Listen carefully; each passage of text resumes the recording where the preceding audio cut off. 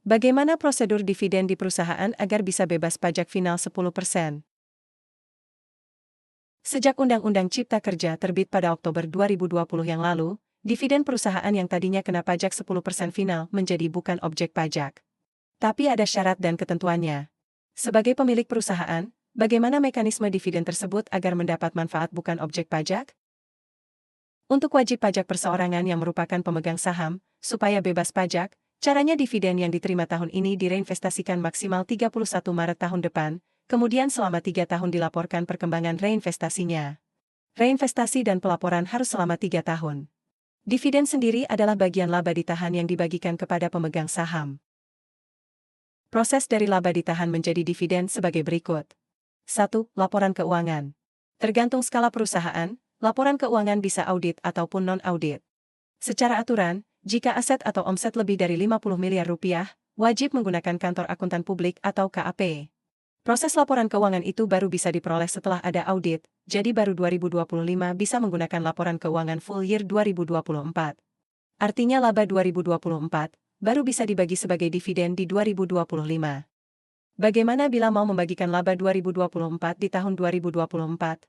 Bisa, tapi laporan keuangan yang digunakan biasanya yang Juni atau September. Karena full year baru tahun depan. Dividen yang tahun pembagian dan labanya sama disebut dividen interim.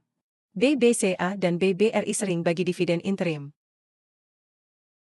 Misalnya laporan keuangan September 2024, laba bersih 75. Perusahaan bagi dividen di November 2024, Rp10, berarti interim. Tahun depan dapat laporan keuangan full 2024 laba 100, payout ratio 40%. Sisa dividen dibagi April 2025, Rp30, berarti dividen full.